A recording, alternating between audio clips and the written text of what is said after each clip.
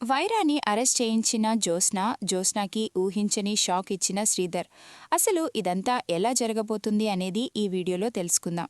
మొత్తానికి జ్యోత్స్నానే వైరాతో చేతులు కలిపి శ్రీధర్ని అరెస్ట్ చేయించిన విషయం కార్తీక్ అయితే తెలుసుకుంటాడు. తన రూంలో పెట్టిన సెల్ ఫోన్లో వైరాతో ఫోన్లో మాట్లాడుతూ జ్యోత్స్న అడ్డంగా దొరికిపోతుంది. అప్పుడే ఇక దీప అయితే మరిప్పుడేం చేద్దాం బావా అని అంటూ ఉంటే, ఇప్పుడు ఇదంతా కూడా జ్యోత్స్ననే చేయించిందంటే తాత చాలా బాధపడతాడు. అలాగే జ్యోత్స్న రెస్టారెంట్ మొత్తం కూడా పడిపోతుంది. కానీ ఇప్పుడు నాన్నని బయటికి తీసుకురావడం చాలా ముఖ్యం. జ్యోత్స్నతోనే నాన్నని బయటికి తీసుకురావాలి అని అంటూ ఉంటాడు. కార్తీక్ అయితే జ్యోత్స్నాని దగ్గరుండి నాన్న ఏ తప్పు చెయ్యలేదని ప్రెస్ మీట్ పెట్టి మరీ చెప్పి బయటికి తీసుకొచ్చేలా చేస్తాను అని కార్తీక్ అయితే అంటూ ఉంటాడు దీపతో. ఎలా బావా అని అడుగుతూ ఉంటుంది దీప. అప్పుడే ఇక కార్తీక్ అయితే జ్యోత్స్న దగ్గరికి వెళ్ళి నీ ఫోన్కి ఒక వీడియో వచ్చింది చూడు అని అంటూ ఉంటాడు. అప్పుడే ఇక వీడియోని చూసి జ్యోత్స్న ఒక్కసారే షాక్ అయిపోతూ ఉంటుంది. ఇక షాక్ అయిపోయి తనకైతే చెమటలు పట్టేస్తూ ఉంటాయి. ఏంటి మరదలా అంతలా చెమటలు పట్టేస్తున్నాయేంటి? ఇది ఫస్ట్ స్టాప్ మాత్రమే. క్లైమాక్స్ అదిరిపోయేటట్టుంది. కానీ నువ్వు ఈ క్లైమాక్స్కి మధ్యలో నువ్వొకటి చెయ్యాల్సి ఉంది. ఈ వీడియో సోషల్ మీడియాలో హల్చల్ చెయ్యకముందే, తాతకి ఈ వీడియో కనిపించకముందే నువ్వే మా నాన్న నిర్దోషి అని అందరి ముందు నిరూపించి మా నాన్నని బయటికి తీసుకురావాలి. లేకపోతే ఈ వీడియో మొత్తం సోషల్ మీడియాలో హల్చల్ చేస్తుంది. నువ్వు జైలుకి వెళ్లడం ఖాయం అని అంటూ ఉంటాడు కార్తీక్ అయితే. సీఈఓ పదవి కోసం వైరాతో చేతులు కలిపావని తాతకి కాని మావయ్యకి కాని తెలిసిందంటే నిన్ను ఇంట్లో నుంచి బయటికి గెంటేయడానికి కూడా వాళ్ళు అస్సలు కూడా ఆలోచించరు అని కార్తీక్ అయితే జ్యోత్స్నకి చెమటలు పట్టిస్తాడు. అప్పుడే ఇక జ్యోత్స్న అయితే ఒక్కసారే కుప్పకూలిపోతుంది. జ్యోత్స్న కుప్పకూలిపోయి బావ ఇలాంటి ట్విస్ట్ ఇచ్చాడేంటి? ఇప్పుడు మావయ్యని ఏ తప్పు చెయ్యలేదని నేను ఎలా బయటికి తీసుకురావాలి? ఏం చెయ్యాలి అని ఆలోచిస్తూ ఉంటుంది జ్యోత్స్న. ఇప్పుడు మావయ్యని బయటికి తీసుకురాకపోతే ఖచ్చితంగా బావ ఆ వీడియోని పోలీసులకి చూపించడం, సోషల్ మీడియాలో పెట్టడం చేస్తాడు. నేను వైరాతో చేతులు కలిపి ఇదంతా చేయించానని డాడీకి కానీ తాతకి కానీ తెలిస్తే మాత్రం నన్ను వాళ్ళు ఖచ్చితంగా బయటికి గెంటేస్తారు. ఇప్పుడు నేనేం చెయ్యాలి అని ఆలోచిస్తూ ఉంటుంది జ్యోత్స్న. ఇక ఆలోచిస్తూ జ్యోత్స్న అయితే కాశీకి ఫోన్ చేస్తుంది. చూడు కాశీ, మనం చాలా తప్పుటడిగేశాము అని అంటూ ఉంటుంది కాశీతో. ఏంటెత్త ఏం జరిగింది అని అడుగుతూ ఉంటాడు కాశీ. ఏం లేదు కాశీ, అసలేం జరిగిందంటే ఆ వైరా నీకు జాబ్ ఇస్తానని నాతో చెప్పాడు. వైరాని నాకు నా ఫ్రెండ్ పరిచయం చేసింది. కానీ ఆ వైరా మాతో శత్రుత్వమున్న మనిషి. మా డాడీకి తను శత్రువు. జ్యోత్స్న కంపెనీని దెబ్బ కొట్టాలని చూస్తున్నాడు. కానీ ఈ విషయం తెలియక నేను అతని దగ్గర నీకు జాబ్ ఇప్పించాను. ఇప్పుడు అతన్ని నేను సపోర్ట్ చేస్తే నన్ను ఇంట్లో నుంచి బయటికి గెంటేస్తారు అని అంటూ ఉంటుంది జ్యోత్స్న. మరిప్పుడేం చేద్దామక్కా అని అంటూ ఉంటాడు కాశీ అయితే. ఆ వైరా మాటలు విని నేను మావయ్యని అరెస్ట్ చేయించాను. ఇప్పటికే స్వప్న నా మీద కోపంతో రగిలిపోతోంది.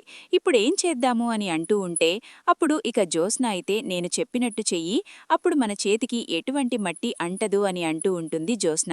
చేస్తానక్క, నువ్వు చెప్పినట్టే చేస్తాను, ఏం చెయ్యను అని అంటూ ఉంటాడు కాశీ. అప్పుడే ఇక జ్యోత్స్న అయితే కాశీకి చెప్తూ ఉంటుంది ఇలా చెయ్యి అని అనంగానే. నువ్వు చెప్పినట్టే చేస్తానక్క అని కాశీ అయితే అంటాడు. తర్వాత ఇక జ్యోత్స్న అయితే పోలీస్ స్టేషన్కి వెళ్తుంది.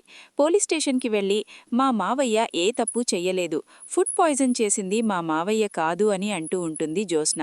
మీ మావయ్య కాదా?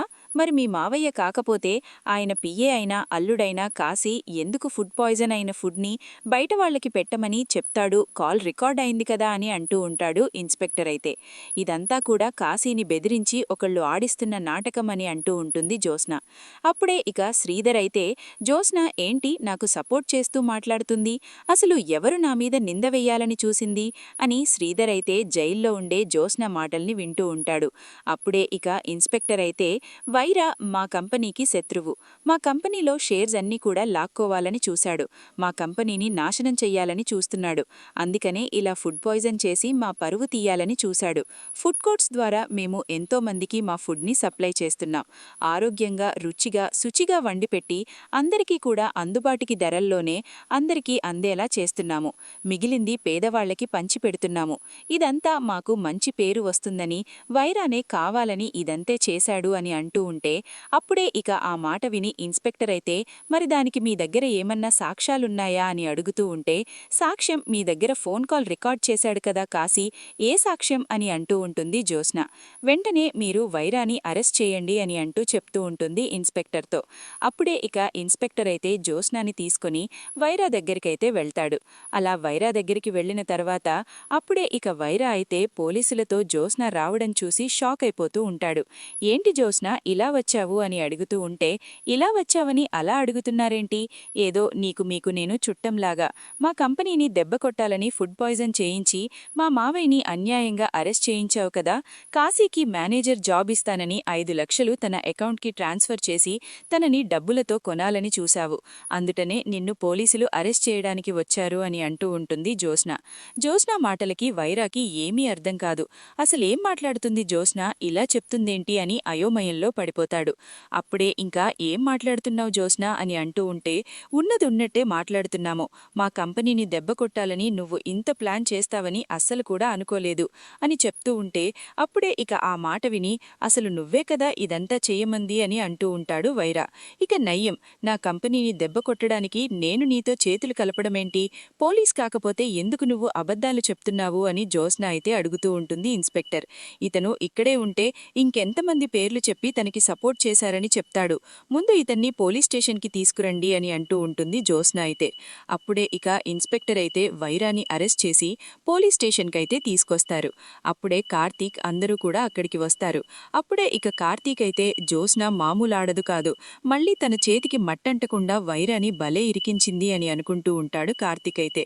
సార్, నన్నెందుకు సార్ అరెస్ట్ చేస్తున్నారు, నా మటికి నేను నా బిజినెస్ని చేసుకుంటున్నాను, ఇదిగో ఈ జ్యోత్స్నాని నా దగ్గరికి వచ్చింది, ఇలా కాశీకింగ్ తను జాబ్ ఇప్పించమని అడిగింది, తన కంపెనీ మీద నువ్వు కక్ష తీర్చుకుంటావా, నేను సహాయం చేస్తానని నాతో చెప్పింది సార్ అని అంటూ వైరా అయితే అంటూ ఉంటాడు. చూసారా నా కంపెనీని నేనెందుకు నాశనం చేసుకుంటానో, అయినా ఇతని మాటలు అసలు నమ్మశక్యంగా ఉన్నాయా అని అడుగుతూ ఉంటుంది జ్యోత్స్న. అప్పుడే కాశీ అయితే సార్, ఇతను మా కంపెనీకి శత్రువని నాకు తెలియదు, మా మావయ్య గారి దగ్గర నాకు పిఏగా చేయడం ఇష్టం లేక నేను కూడా ఇష్టం లేనట్టే ఉంటున్నాను, అదే అవకాశంగా తీసుకుని లేనిపోనివన్నీ మా మావయ్య గారి మీద నాకు ఎక్కించి ఆయన్ని నేనే అరెస్ట్ చేయించేలా చేసింది ఈ వైరానే, సార్ నాకు 5 లక్షలు కూడా ఇచ్చాడు, మరొక 5 లక్షలు జాబ్లోకి వచ్చాక ఇస్తానని నాతో కూడా చెప్పాడు, ఆ కాల్ రికార్డు కూడా ఉంది అని అంటూ చూపిస్తాడు కాశీ అయితే. ఇక కాశీ కూడా ఫ్లేట్ పిరాయించి తన మీదే నింద వేశాడని తెలుసుకుని వైరా అయితే షాక్ అయిపోతూ ఉంటాడు. అప్పుడే వైరా దగ్గరికి వచ్చి కార్తీక్ అయితే అంటూ ఉంటాడు జ్యోత్స్నకి, తన స్వార్థానికి నిన్ను కాశీని అడ్డుపెట్టుకుంది, ఇప్పుడు తనను తాను కాపాడుకోవడానికి నిన్ను అరెస్ట్ చేయిస్తోంది, ఇలాంటి దాన్ని ఎలా నమ్మావురా నువ్వు, సొంత కంపెనీనే దెబ్బ కొట్టాలని చూసిన తండ్రి పరువునే తీయాలని కూతుర్ని చూసి ఆ కూతుర్ని ఎలా సపోర్ట్ చేశావో, కన్న తండ్రిని సొంత కంపెనీనే మోసం చేయాలనుకున్న దాన్ని నువ్వు నిన్ను మోసం చేయదని నీకు అనిపించలేదా అని అడుగుతూ ఉంటాడు కార్తీక్ అయితే. అప్పుడే ఇక ఆ మాట విని వైరా అయితే జ్యోత్స్న వంక చూస్తూ కోపంతో రగిలిపోతూ ఉంటాడు. బావ వైరా దగ్గరికి వెళ్లి ఏమంటున్నాడో అని అనుకుంటూ ఉంటుంది జ్యోత్స్న. ఆధారాలు పరిశీలించిన తర్వాత శ్రీధర్ ఏ తప్పు చెయ్యలేదని, ఇదంతా కూడా వైరే చేశాడని వైరాని ఇన్స్పెక్టర్ అయితే అరెస్ట్ చేసి జైల్లో పెడతాడు. తర్వాత ఇక మీడియా వాళ్లందరూ కూడా శ్రీధర్ బయటికి వచ్చేటప్పుడైతే వస్తారు. ఇక వచ్చి అంటూ ఉంటారు, సార్ ఇదంతా వైరానే చేయించాడని మీకు ఎలా తెలుసు సార్, మీరు నిర్దోషిగా బయటికి వచ్చినందుకు ఎలా ఫీల్ అవుతున్నారు అని అడుగుతూ ఉంటే అప్పుడే ఇక జ్యోత్స్న అయితే మైక్ దగ్గరికి వచ్చి, మా మావయ్య ఎటువంటి తప్పు చెయ్యరో ఆయన నీటికి నిజాయితీకి మారిపేరారు, అలాంటి మావి ఎక్కడ తప్పు చేస్తే ఆయన శిక్ష అనుభవిస్తున్నారా అని నేను పరిశీలించాను, కనిపెట్టాను, ఇదంతా చేయించింది వైరా అని నాకు తెలిసి ఆ వైరాని అరెస్ట్ చేయించాను అని అంటూ ఉంటుంది జ్యోత్స్న. చాలా మంచి పని చేశారు మేడం, నిజంగా మీలాంటి వాళ్లు ఉండాలి, చాలా గొప్పవాళ్లు మీరు అని చెప్పి అందరూ కూడా జ్యోత్స్ననైతే పొగుడుతూ ఉంటారు. అప్పుడే ఇక శ్రీధర్ అయితే బయటికి వస్తాడు. బయటికి వచ్చిన శ్రీధర్ని చూసి ఇక కార్తీక్ అయితే కౌగిలించుకుని, అమ్మకి మాటిచ్చాను నాన్న అని అంటూ నాన్న అని పిలుస్తాడు. మిమ్మల్ని కోర్టు దాకా వెళ్లనివ్వనని నా మాట నిలబెట్టుకున్నాను అని అంటూ ఉంటాడు కార్తీక్ అయితే. అప్పుడే కార్తీక్ తనని మాస్టారు అనడం మానేసి నాన్న అని పిలిచేసరికి ఎంతో సంబరపడిపోతూ ఉంటాడు శ్రీధర్ అయితే. అలా సంబరపడిపోతూ ఉన్న శ్రీధర్, ఒక్క నిమిషం జ్యోత్స్నతో మాట్లాడే పని ఉంది అని అంటూ ఉంటాడు శ్రీధర్. అప్పుడే జ్యోత్స్న దగ్గరికి వెళ్లి వైరాతో చేతులు కలిపి కాశీని మధ్యలో పెట్టుకుని, నువ్వు నడిపించిన రాజకీయం నాకు తెలియదనుకుంటున్నావా, ఇప్పుడు కార్తీక్కి భయపడి చివరికి నిన్ను నమ్మిన వైరాని కాశీని కూడా ముంచేశావు, చేశావు. నీ గురించి నీ గుట్టు బయట పెట్టడానికి నేనిప్పుడు సిద్ధంగా ఉన్నాను. త్వరలోనే నేను అందరి ముందుకి వస్తాను. మీ తాత ముందుకి వచ్చి నువ్వు స్కామ్ చేసిన మొత్తం అన్నిటి గురించి వివరంగా చెప్తాను అని శ్రీధర్ అయితే అంటూ ఉంటాడు. ఇక ఆ మాట విని ఒక్కసారే జ్యోత్స్న అయితే షాక్ అయిపోతూ ఉంటుంది. అప్పుడే ఇక కాశీ అయితే ఇంటికి వెళ్తాడు. ఇక కాశీ బ్యాగ్ని కాశీ ముఖానికి విసిరికొట్టి, ఒక్క క్షణం కూడా నువ్వు ఇంట్లో ఉండడానికి వీలులేదు అని అంటూ ఉంటుంది స్వప్న. మొగుడు లేకపోయినా పుట్టింట్లో పడి ఏడుస్తాను తప్ప నీలాంటి వాడితో నేను కాపరం చెయ్యలేను. డబ్బు ఆశ చూపించి మేనేజర్ పదవి ఇస్తాననేసరికి అమాయకుడైన నా నాన్న మీద నువ్వు ఇంత పెద్ద నిందను వేసి అందరి ముందు మా నాన్నని అవమానించి అరెస్టు చేయించావు. అసలు నీకు నాకు ఎటువంటి సంబంధం లేదు అంటుంది అమ్మ. స్వప్న అలా అనద్దు. కాశీ ఏదో తెలియక చేశాడు. తన పట్ల నేను కూడా అసలు అలా ప్రవర్తించి ఉండాల్సింది కాదు అని అంటూ ఉంటాడు శ్రీధర్ అయితే. తనకి బాధ్యత నేర్పాలనుకున్నావు నాన్న, అది భారంగా అనుకున్నాడు. నిన్ను ఒక పరాయి వ్యక్తిగా చూశాడు. అదే ఒక తండ్రిగా చూసుంటే ఈ పరిస్థితి తనకి వచ్చేది కాదు కదా అని అంటూ ఉంటుంది స్వప్న. అప్పుడే ఇక కాశీ అయితే నన్ను క్షమించి దిల్లు, నేను చాలా పెద్ద తప్పు చేశాను అని అంటూ ఉంటాడు కాశీ అయితే. వైరాని అరెస్ట్ చేయించిన జ్యోత్స్నాకి ఊహించని షాక్ ఇచ్చిన శ్రీధర్. అసలు ఇదంతా ఎలా జరగబోతుంది అనేది ఈ వీడియోలో తెలుసుకుందాం. మొత్తానికి జ్యోత్స్నానే వైరాతో చేతులు కలిపి శ్రీధర్ని అరెస్ట్ చేయించిన విషయం కార్తీక్ అయితే తెలుసుకుంటాడు. తన రూంలో పెట్టున్న సెల్ ఫోన్లో వైరాతో ఫోన్లో మాట్లాడుతూ జ్యోత్స్న అడ్డంగా దొరికిపోతుంది. అప్పుడే ఇక దీప అయితే మరిప్పుడేం చేద్దాం బావా అని అంటూ ఉంటే, ఇప్పుడు ఇదంతా కూడా జ్యోత్స్ననే చేయించిందంటే తాత చాలా బాధపడతాడు. అలాగే జ్యోత్స్న రెస్టారెంట్ మొత్తం కూడా పడిపోతుంది. కానీ ఇప్పుడు నాన్నని బయటికి తీసుకురావడం చాలా ముఖ్యం. జ్యోత్స్నతోనే నాన్నని బయటికి తీసుకురావాలి అని అంటూ ఉంటాడు. కార్తీక్ అయితే జ్యోత్స్నని దగ్గరుండి నాన్న ఏ తప్పు చెయ్యలేదని ప్రెస్ మీట్ పెట్టి మరీ చెప్పి బయటికి తీసుకొచ్చేలా చేస్తా